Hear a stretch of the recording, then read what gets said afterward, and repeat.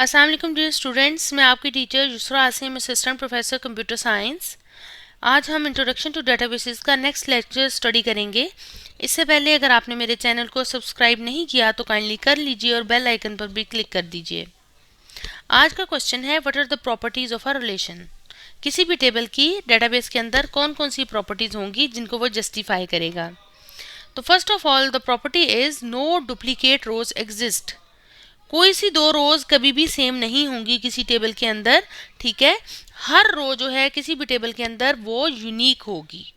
For example, in the student table there can not be two records और rows of the same student. एक student का एक ही record आएगा।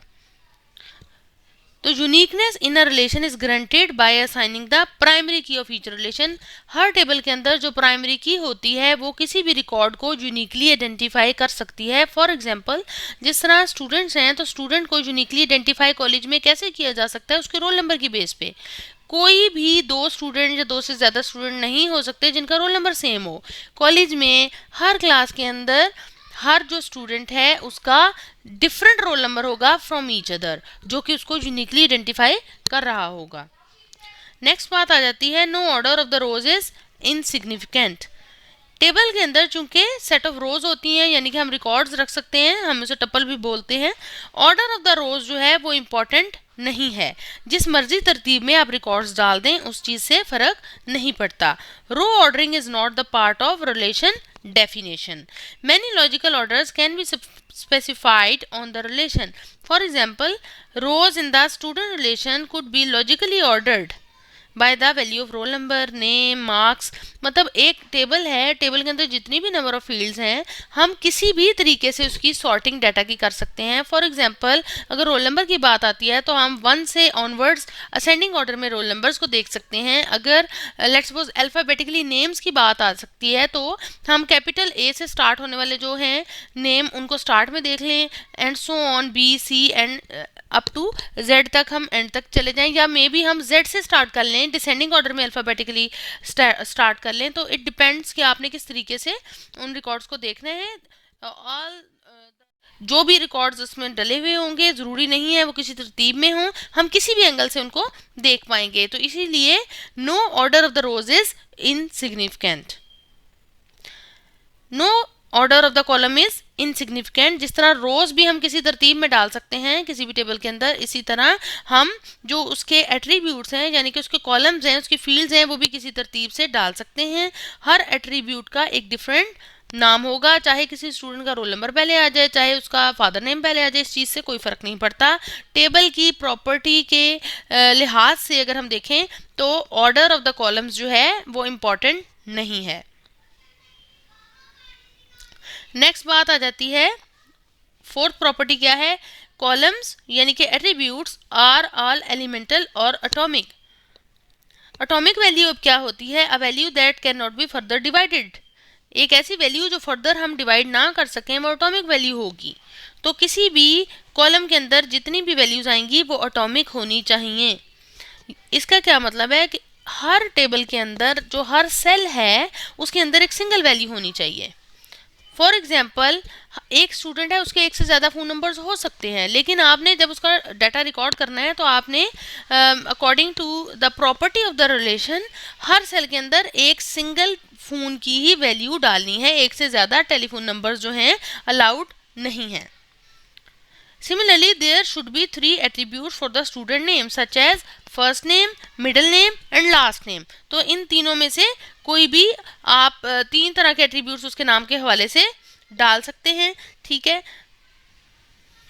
View next, ये शॉर्ट के लिहाज से इंपॉर्टेंट है, शॉर्ट क्वेश्चन पूछा जा सकता है बेटे। What is the view, how do we create it. Presentation of data for the user is known as data view, ठीक है। किस तरीके से आपके टेबल के अंदर डाटा पड़ा हुआ है, ठीक है, अब आपने उसको कैसे प्रेजेंट किया है यूजर को, वो चीज क्या कहलाएगी, डाटा व्यू कहलाएगी। इस फीचर को यूज करते हुए same data of database can be viewed in different ways and formats. The data from different tables of the database can be retrieved and presented to the user as one relation. For example, student का एक table है, एक marks का table है, ठीक है, तो मैं क्या करूँगी कि उन दोनों में एज इट इज़ उनके अपने अपने रिकॉर्ड सेव हैं दोनों टेबल्स में, लेकिन मैंने चूँकि स्टूडेंट्स के रोल नंबर्स उनके मार्क्स के साथ प्रिंट कराने हैं, मैं उन दोनों जो टेबल्स हैं उनमें से व्यू जनरेट कर सकती हूँ और उनको एज अ सिंगल टेबल जो है वो मैं यूज़र को शो कर सकती हूँ कि ये नंबर ऑफ स्टूडेंट्स हैं, इनके ये रोल नंबर्स हैं और उनके इस सब्जेक्ट में ये मार्क्स हैं। हालांकि वो डाटा एक्चुअली डिफरेंट टेबल्स में पड़ा हुआ है, स्टूडेंट का रिकॉर्ड अलहदा है, मार्क्स का रिकॉर्ड अलहदा है, लेकिन हम दो या दो से ज़्यादा टेबल्स को क्यूरी के ज़रिए इकट्ठा करके उसका व्यू लेके शो करवा सकते हैं यूज़र को। ये डिपेंड करता है टोटली हमारी नीड पे कि हमने यूज़र को किस तरीके से डाटा शो कराना है। व्यू को इसीलिए वर्चुअल टेबल भी कहते हैं।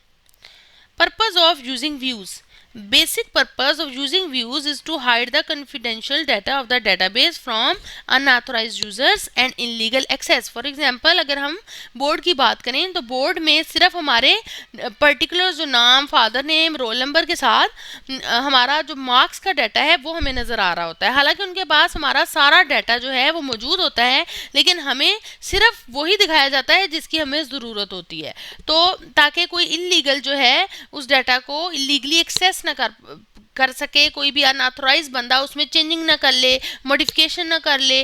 तो ये व्यू जो है ये डाटा उनके पास सेव है डेटाबेस के अंदर, लेकिन वो जब आपको आप शो डाटा की कमांड करते हैं, देते हैं, तो आपको आपसे रेलेवेंट डाटा ही दिखाते हैं, ठीक है, उसी मेन डाटा का एक व्यू दिखा रहे होते हैं जो कि एक वर्चुअल टेबल होता है। Only the particular data of the database is presented to the user according to their specific need. तो बेसिकली डाटा सिक्योरिटी प्रोवाइड कर रहे हैं हमें व्यूज। व्यू को क्रिएट कैसे करते हैं, अब हम इसको देख लेते हैं। व्यू को हम यूजिंग SQL क्रिएट कर सकते हैं। SQL एक डेटाबेस लैंग्वेज है जो एब्रीवेशन किसकी है, स्ट्रक्चर्ड क्यूरी लैंग्वेज की। अब हमने जब व्यू को क्रिएट करना है तो क्या लिखेंगे, कमांड क्रिएट व्यू, आगे व्यू का नाम क्या रखना है, student male data for example as, ठीक है। सिलेक्ट क्या करना है, किस चीज़ का हम व्यू लेने जा रहे हैं, रोल नंबर, नेम, एड्रेस। कहाँ से सिलेक्ट करना है आपने, स्टूडेंट के टेबल से, जहाँ पर जेंडर मेल आए उसको सिलेक्ट कर लो और फिर उसका एक व्यू जनरेट कर दो जिसका नाम क्या है, स्टूडेंट मेल डाटा। तो यहाँ पर वो सारे स्टूडेंट्स जो कि मेल स्टूडेंट्स हैं उनका रोल नंबर, नेम और एड्रेस जो है सिर्फ एज अ व्यू हम देख पाएंगे। Thank you so much. मुझे बताइएगा आपको आज की वीडियो कैसी लगी।